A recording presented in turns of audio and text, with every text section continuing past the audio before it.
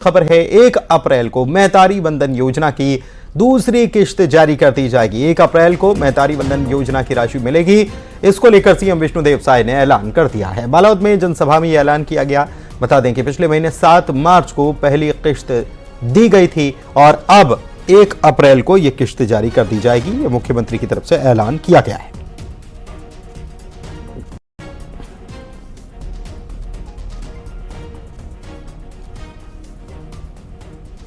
मेहतारी वंदन योजना जिसके तहत महिलाओं के खाते में पैसे डाले जाते हैं, इसकी किश्त जारी की जानी है और हर महीने ये किश्त जाएगी। इसको लेकर मुख्यमंत्री ने एक जानकारी लोगों से साझा की है कि मेहतारी वंदन योजना जिसकी पहली किश्त 7 मार्च को जारी की गई थी, प्रधानमंत्री के हाथों जारी की गई थी और इसे गारंटी नाम दिया गया। अब सीएम विष्णुदेव साय ने यह ऐलान किया है कि अगली मेहतारी वंदन योजना की अगली किश्त जो है, क्योंकि हर महीने ये पैसे महिलाओं के खाते में जाना है, तो ये ऐलान किया है कि उन्होंने कि 1 अप्रैल को अब ये किश्त जारी कर दी जाएगी। मेहतारी वंदन योजना की किश्त 1 अप्रैल को जारी कर दी जाएगी।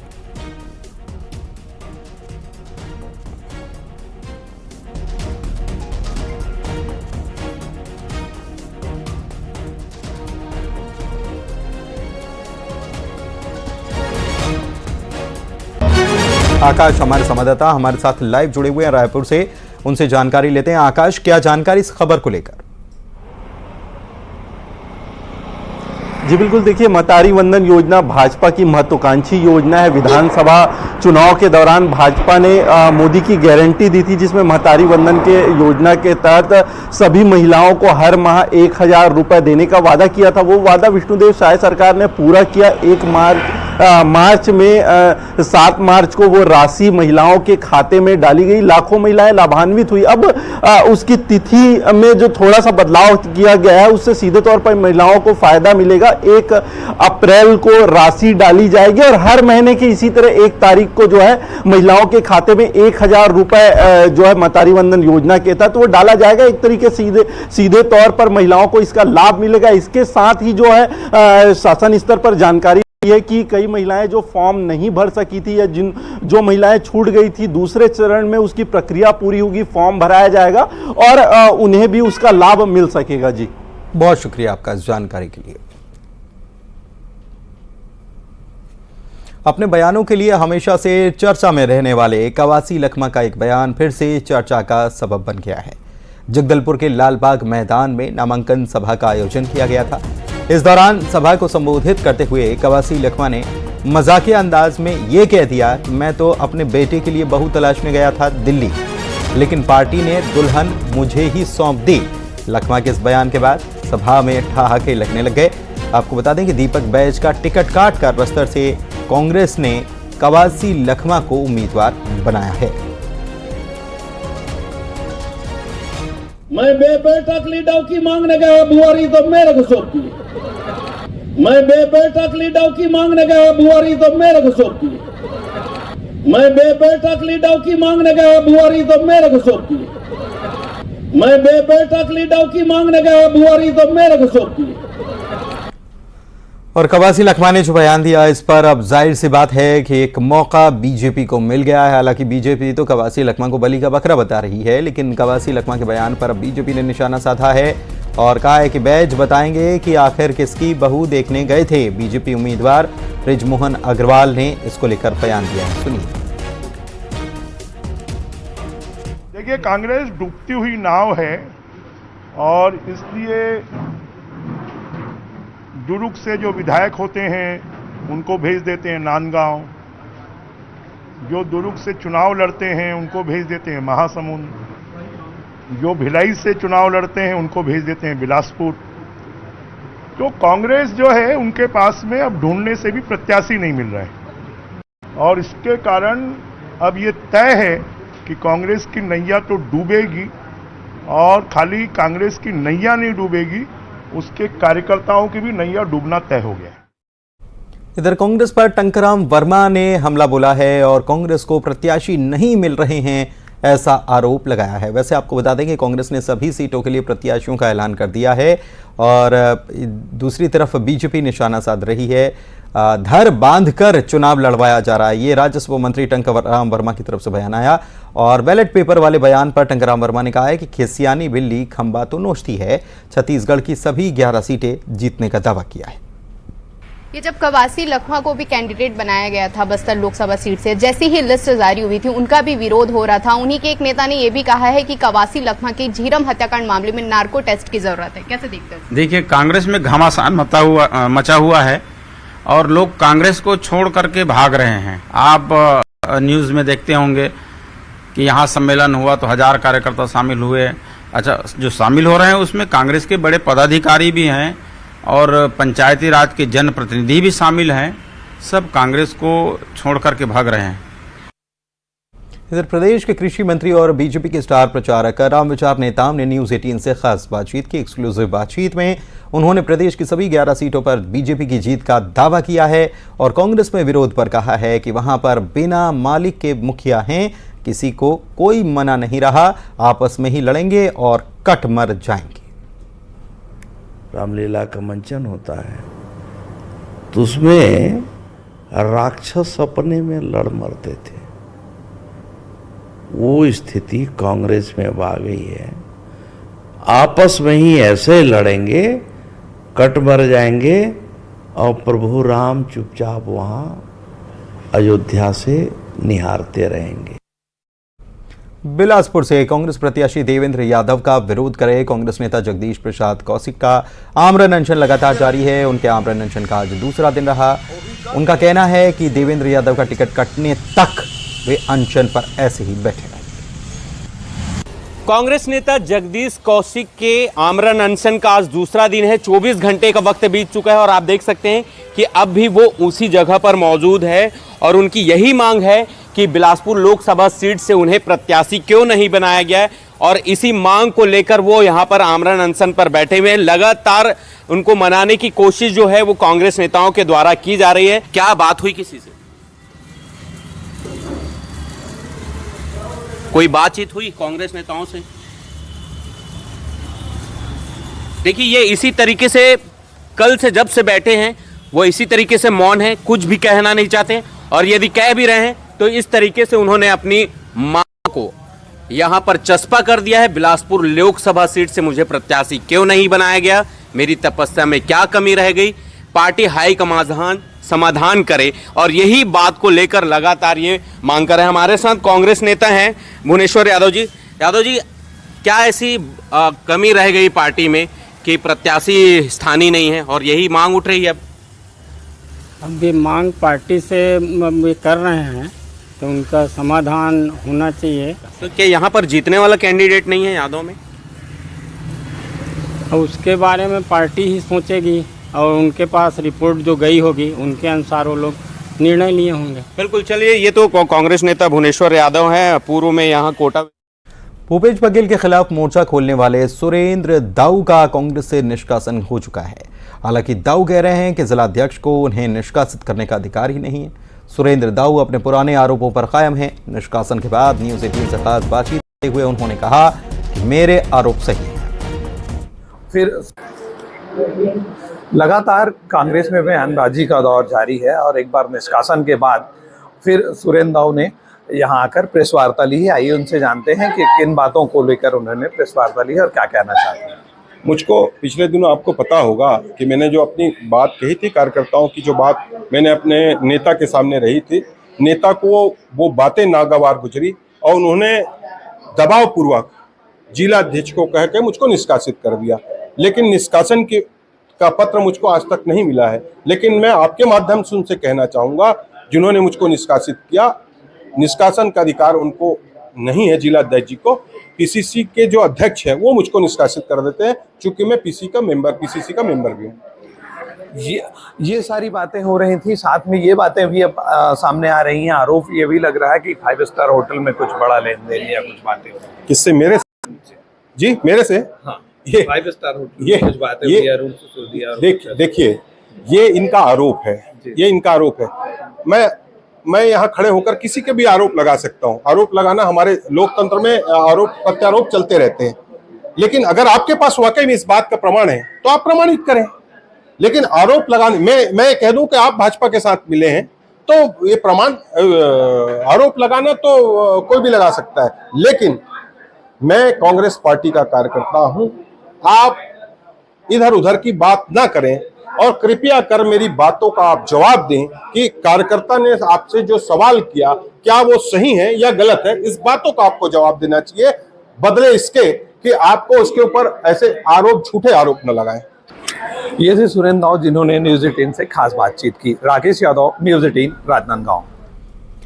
और सीएम साय पर बघेल पलटवार कर रहे हैं। बघेल के ट्वीट पर सीएम साय पलटवार कर रहे हैं। विष्णुदेव साय ने सोशल मीडिया पर दरअसल एक पोस्ट किया है। पीडीएस योजना को लेकर दुष्प्रचार किया जा रहा है। बीजेपी की योजना का नाम बदल दिया गया था। पीडीएस योजना छत्तीसगढ़ में जारी है।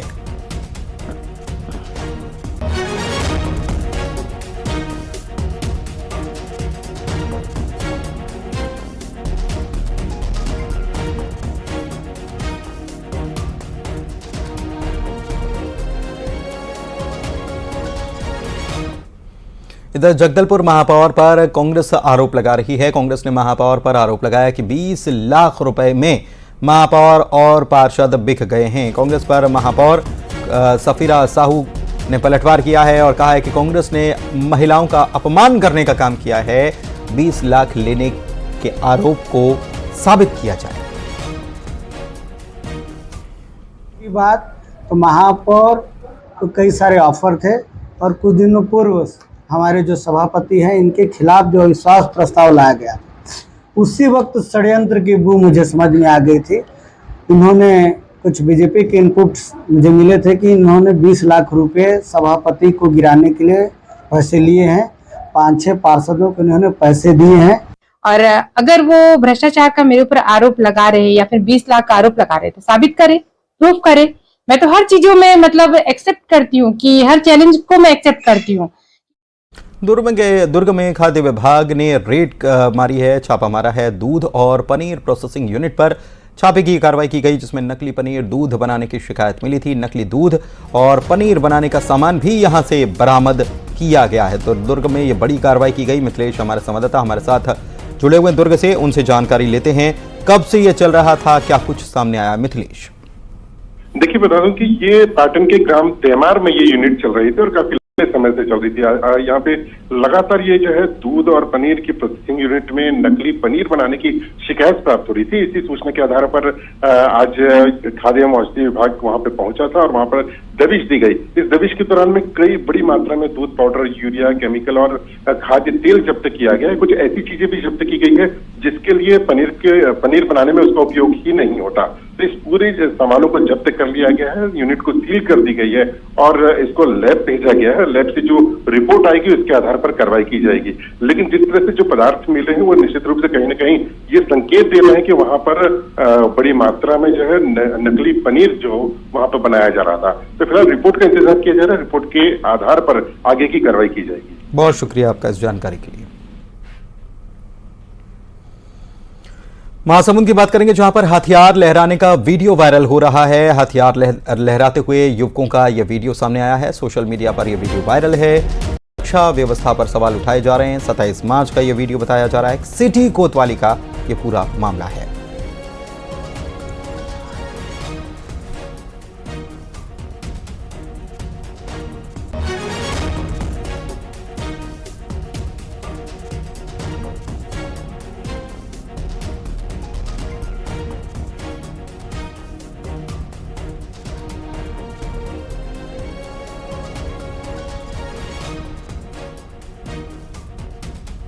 सोमनाथ तोंडेकर हमारे संवाददाता महासमुंद से जुड़े हुए हैं, उनसे जानकारी लेते हैं। सोमनाथ, ये वीडियो जो सामने आया है, कौन लोग हैं ये, क्या कर रहे हैं, पुलिस ने क्या कुछ जांच अभी तक की है?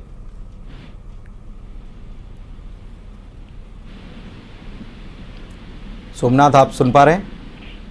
जी बिल्कुल। ये बता दूं कि ये पूरा मामला जो है सिटी कोतवाली का है और ये गुर्रुपारा वार्ड का ये पूरा वीडियो है और इसको लेकर पुलिस अब पूरी तरह से हमारे न्यूज 18 में समाचार दिखाने के बाद एक्शन मोड पे है और सिटी कोतवाली पुलिस ने फिलहाल एक आरोपी को जो है वो गिरफ्तार किया है और बाकी आरोपी अभी फरार हैं, जिनकी तलाश की जा रही है और लगातार पुलिस जो है इस पूरे मामले में खोजबीन कर रही है। हालांकि इस वीडियो के आने के बाद सुरक्षा व्यवस्था को लेकर काफी सवाल उठ रहे हैं, क्योंकि लोकसभा चुनाव है और ऐसे में इस तरह से हथियारों को लेकर बड़ी संख्या में यहाँ युवा लोग जो निकले हुए थे, उसको लेकर कहीं ना कहीं पुलिस की नाकामी सामने आ रही है, जिस वजह से यहाँ पर पुलिस की कार्य प्रणाली पर जो है गंभीर सवाल उठ रहे हैं। जी बहुत शुक्रिया आपका इस जानकारी के लिए।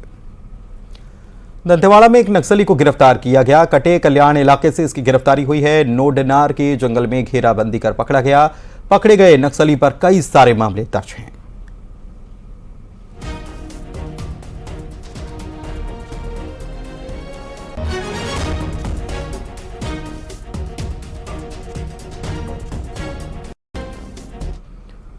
और कवर्धा से खबर आपको बता रहे हैं, कार से 6,70,000 रुपए जब्त किए गए। रायपुर का रहने वाला कार चालक बताया जा रहा है और जब छानबीन की गई और जब रकम मिली तो उससे जब सवाल किया गया, पूछताछ की गई तो रकम के बारे में कोई ठोस और पुख्ता जानकारी कार सवार नहीं दे पाया। अब पुलिस पूरे मामले की जांच करने में जुटी हुई है।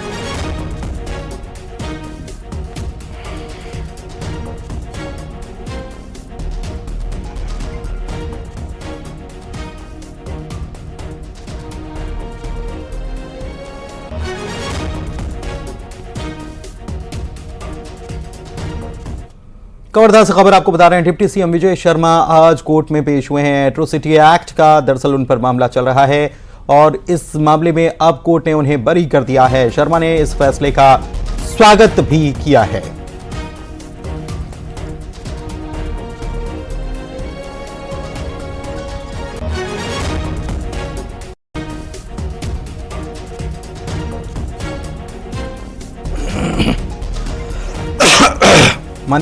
दाता हमारे साथ फोन लाइन पर जुड़े हुए। मनीष, क्या जानकारी? एक मामला जो है साल 2021 का है, जब प्रदर्शन के दौरान उनके खिलाफ जो है एट्रोसिटी का मामला दर्ज कराया गया था। खाद्य अधिकारी के कार्यालय में पर जो है जबरदस्ती कार्यालय में घुसकर दादागिरी करने और गाली गलौज करने का आरोप था और इस मामले में उन्हें 15 दिन से ज्यादा समय तक जेल में भी रहना पड़ा था। उसके बाद ये मामला कोर्ट में विचाराधीन था। अब इस मामले में फैसला आया है और इस पूरे मामले में जो गृह मंत्री है उसमें तत्काली वो इस मामले में आरोपी बनाए गए थे, उनको 22 जज बरी किया गया है।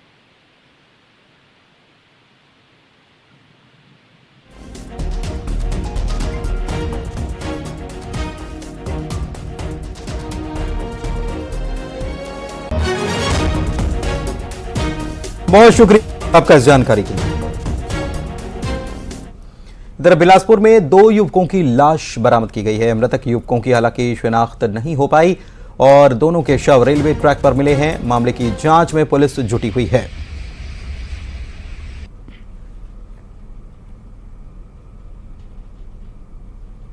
एक रेलवे ट्रैक पर बॉडी मिली थी। प्रथम दृष्टया देखने पर यह लग रहा है कि वो स्वयं से वहां लेट गया था। उसका सिर जो है धड़ से अलग हो गया है। उसकी पहचान नहीं हो पाई है। पुलिस जो है विभिन्न माध्यमों से उसकी पहचान की कोशिश कर रही है। मर्ग कायम करके उसमें बॉडी जो है मरचुरी में रखवाया गया है। वहीं बिलासपुर में अतिक्रमण के खिलाफ एक्शन लिया गया। पेट्रोल पंप पर निगम का बुलडोजर चला है। सरकारी जमीन पर दरअसल पेट्रोल पंप बना दिया गया था और एक्शन लेते हुए यहां पर बुलडोजर की कार्रवाई की गई। डीजल और पेट्रोल टैंक पर भी बुलडोजर चला दिया गया।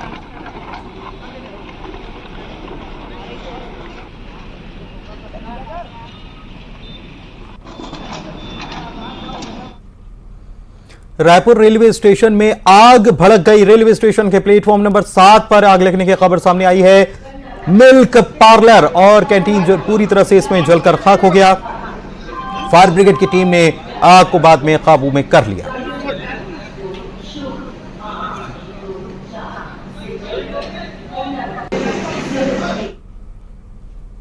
वहीं अंबिकापुर की बात करें तो यहां पर भी आग से हाहाकार मच गया। आपसी विवाद में ही घर में आग लगा दी गई। जमीन विवाद में आग लगाने की यह घटना सामने आई है। पीड़ित और परिवार वाले बेघर हो गए हैं। पीड़िता ने इस मामले में थाने में शिकायत दर्ज करा दी है। दरिमा थाना क्षेत्र के पाक जाम गांव की यह घटना बताई जा रही है।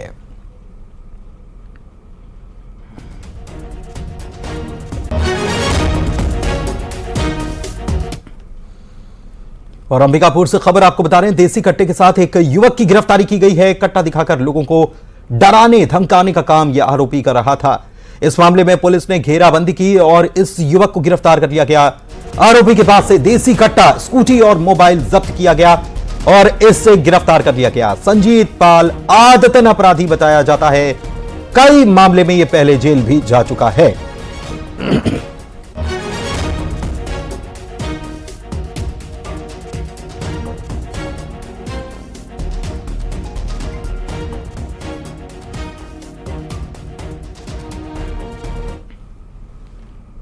वहीं बलरामपुर से खबर आपको बता रहे हैं, बड़ी खबर है। युवक की हत्या का खुलासा कर दिया गया। एक नाबालिग लड़की और एक युवती इस मामले में गिरफ्तार किए गए हैं। दरअसल रस्सी से युवक की गला घोंटकर हत्या की वारदात कर दी गई थी और यह पूरा मामला प्रेम प्रसंग से जुड़ा हुआ बताया जा रहा है। प्रेम प्रसंग की घटना में यह हत्या की वारदात अंजाम दे दी गई। 26 मार्च को घर में मिला था इस युवक का शव। पुलिस इस पूरे मामले की जांच कर रही है।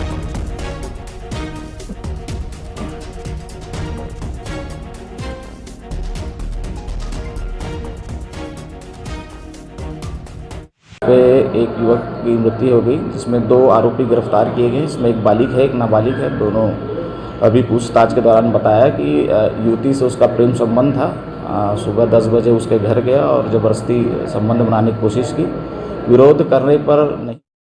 और रायपुर से खबर आपको बता रहे हैं, ओवर रेट शराब बेचने पर सख्ती दिखाई गई है। ओवर रेट बिक्री पर आबकारी विभाग अब सख्त हो गया है और 16 सुपरवाइजर को बर्खास्त कर दिया गया है। रायपुर जिले में 16 सुपरवाइजर्स पर यह कार्रवाई की गई।